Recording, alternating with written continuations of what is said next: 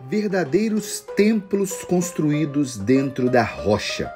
Arte nas paredes que resistem aos milênios dessas que são as últimas moradas dos faraós e que, segundo a crença dos egípcios antigos, faziam parte dos rituais que garantiriam ao rei uma vida boa e próspera após a morte.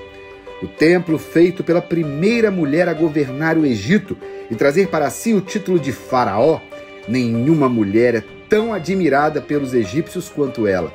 No programa Rede Sim pelo Mundo de hoje, você vai conhecer o Vale dos Reis por dentro e pelo alto, em um passeio de balão com um visual de tirar o fôlego. O nascer do sol no rio Nilo e a terra fértil irrigada pelas suas águas. Um lugar onde vida, morte e eternidade caminham lado a lado do maior rio do planeta. Então, bora viajar!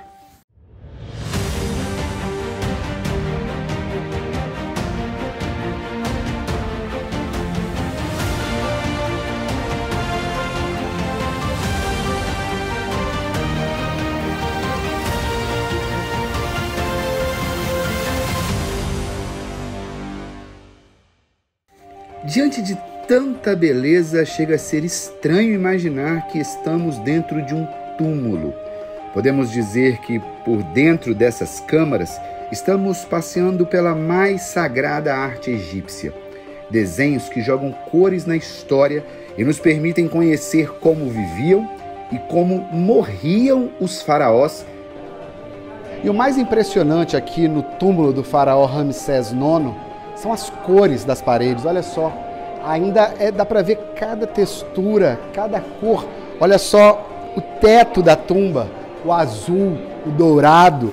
É incrível imaginar que isso aqui foi feito há 3.000 anos e segue assim, perfeito. Para os reis do Egito não bastava apenas viver bem. Eles tinham que garantir a mesma boa vida depois da morte e acreditavam que um dos caminhos para isso era transformar seus túmulos em verdadeiros palácios que começavam a ser planejados e construídos assim que o faraó era coroado. Segundo os historiadores, uma das primeiras ordens que um novo rei dava dias depois de tomar posse era como ele gostaria que fosse o seu túmulo, sua última morada. E os funcionários começavam a obra, que era supervisionada pessoalmente pelo faraó. Para esses, que eram os homens mais importantes da terra em sua época, a vida após a morte devia ser muito bem planejada, para que quando eles estivessem diante dos seus deuses, pudessem continuar usufruindo toda a riqueza que acumularam durante o seu reinado sobre o Alto e Baixo Nilo. Imagine a seguinte situação: os faraós construíam pirâmides como túmulos. Então qualquer ladrão que estivesse passando a quilômetros de distância via aquelas construções monumentais e sabia que ali estava cheio de ouro, cheio de tesouros. Então muitas das pirâmides foram saqueadas pouco depois da morte dos faraós.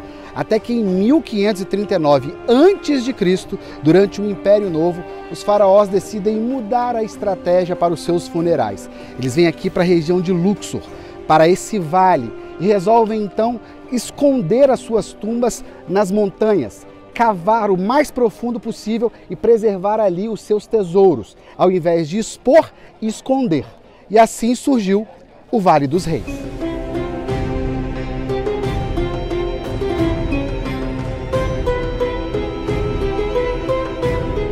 Mas, infelizmente, todo o esforço dos operários que cavavam esses túmulos nas montanhas do Vale dos Reis não foi suficiente.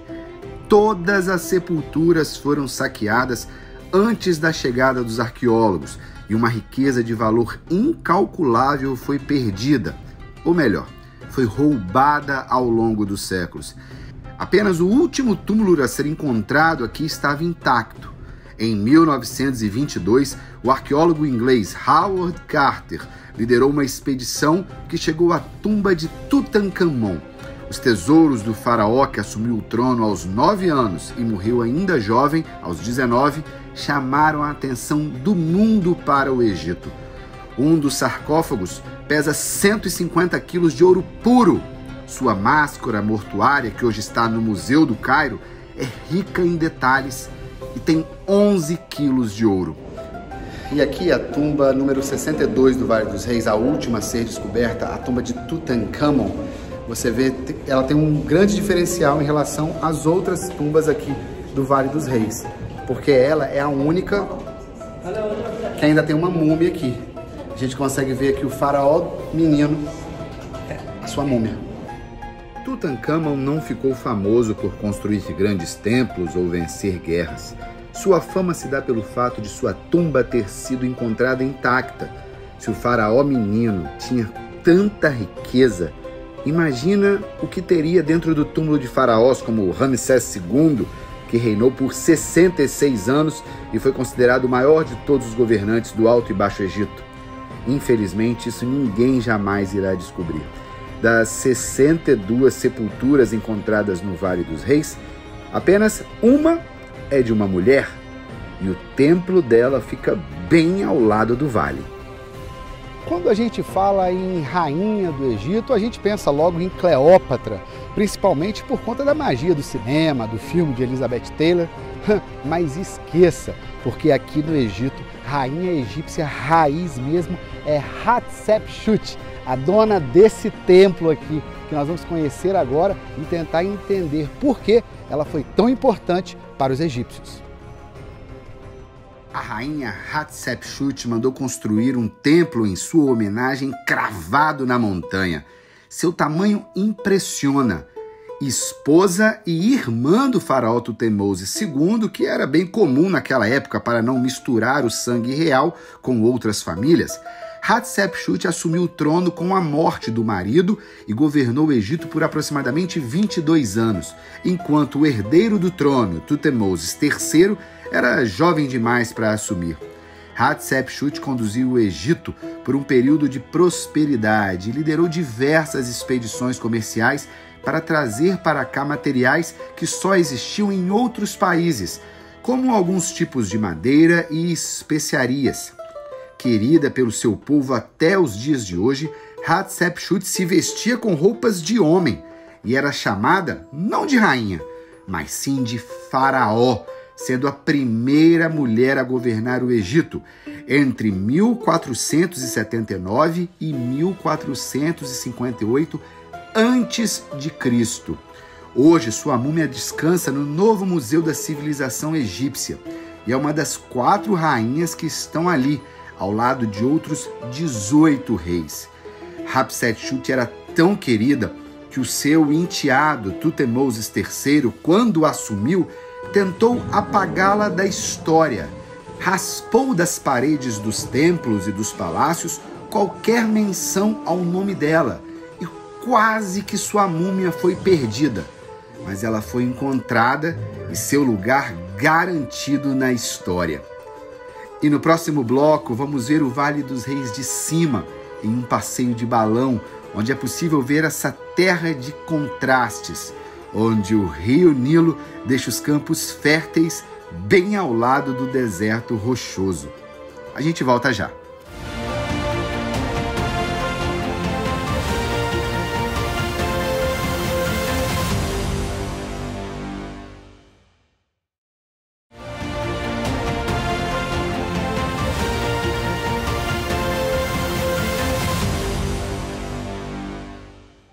Nosso passeio começa ainda de madrugada. Antes do dia amanhecer, pegamos um barquinho a motor e atravessamos para outra margem do rio Nilo.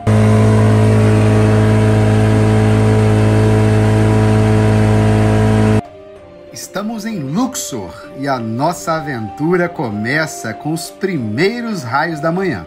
O dia já está amanhecendo e olha só o que nós vamos fazer hoje.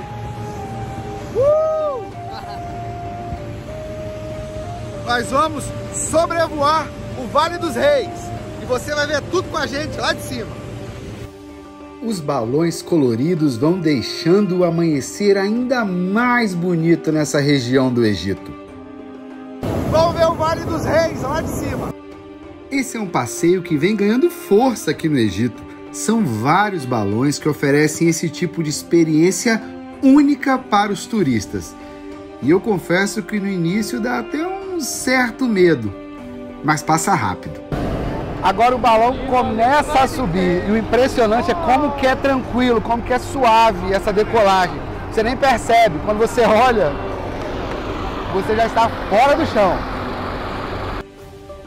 O céu vai sendo pontilhado pelos balões. São dezenas deles. E assim nasce o sol no Vale dos Reis. Do alto, avistamos as montanhas que serviram de última morada para pelo menos 62 faraós. E quantos segredos ainda estão escondidos por debaixo dessas terras? Bem no meio da rocha, o templo da rainha faraó Hatshepsut. E os contrastes tão presentes no Egito se tornam ainda mais marcantes do alto, onde a água do rio Nilo toca terra verde, fértil, com campos de trigo e pequenas propriedades rurais. A vida simples das pessoas do Baixo Nilo. Estávamos no fim do Ramadã, mês sagrado para os muçulmanos, e do alto dava para ouvir o som das mesquitas, chamando o povo para a oração e para celebrar o fim do tempo de jejum.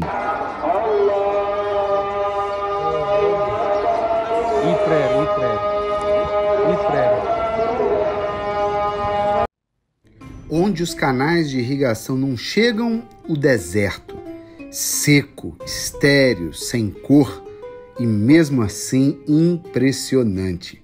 Encantador ao ponto de ter sido escolhido pelos homens mais poderosos do seu tempo para esconder seus tesouros. Adjetivos não faltam para o que é visto aqui de cima. Incrível, fantástico. Muito bonito. Lindo demais, extraordinário. A viagem dura aproximadamente 40 minutos, mas que ficarão para sempre na memória de quem poderá contar para todos que viu o Vale dos Reis lá de cima. Linda, muito linda. Eu não podia jamais perder esse passeio e deixar de ver essa beleza que eu estou vendo aqui. De toda a história do Egito e principalmente o que mais me encanta é a fertilidade do rio Nilo, né, para todo o Egito. A cena se repete desde a época dos faraós. Os egípcios constroem suas casas, suas propriedades rurais, suas vidas sempre em torno do Nilo. Naturalmente, eles escolhem a terra fértil para viver e o deserto para sua última morada. E ainda com a cabeça nas nuvens, chegou a hora de voltar com os pés para o chão. Bom, a subida foi tranquila. Vamos ver agora a descida. Você tem que ficar nessa posição aqui, abaixar, segurar nessas cordas e vamos ver como é que vai ser o impacto no chão. Vamos ver, hein? Vamos ver. Opa! Eita, tranquilo. Bem tranquilo. E os caras vêm aqui, ó, já segurando o balão, ó. Os caras vêm aqui para segurar. Voo perfeito, tranquilo. Pouso sossegado. Os trabalhadores rapidamente começam um procedimento para guardar tudo e deixar pronto para a próxima viagem. Cada balão tem a sua própria tripulação e a sua equipe de solo. Repare quantas pessoas trabalham para proporcionar aos turistas um passeio inesquecível. Assim, a indústria do turismo segue como principal fonte de renda para os egípcios. Bom, acabamos de aterrissar, já descemos, o pessoal já está aqui, ó, desmontando o balão. E essa é a segunda vez que eu faço esse passeio de balão aqui no Vale dos Reis. Eu posso garantir que a emoção que eu senti agora foi a mesma da primeira vez. É um passeio imperdível para quem está aqui no Egito, sobrevoar o Vale dos Reis de balão. E aí, gostaram? Amamos. Gostou? Adorei. E vocês, o que vocês acharam? Fantástico. Andar de balão é sempre mágico. E assim a gente se despede do país que foi a primeira superpotência do mundo, que nos ensinou técnicas de engenharia, arquitetura, medicina, que atravessaram os milênios e nos intrigam até hoje. terra que deu ao mundo a primeira rainha Faraó, uma mulher empoderada milênios antes do termo vir à moda. O Egito de Hatshepsut, de Ramsés II. Para os cristãos e judeus, a terra onde Deus mostrou o seu poder e começou a cumprir a sua promessa de tirar o seu povo da escravidão. O Egito, da única das maravilhas do mundo antigo que continua em pé. O país capaz de mostrar como a vida é breve diante da ideia da eternidade.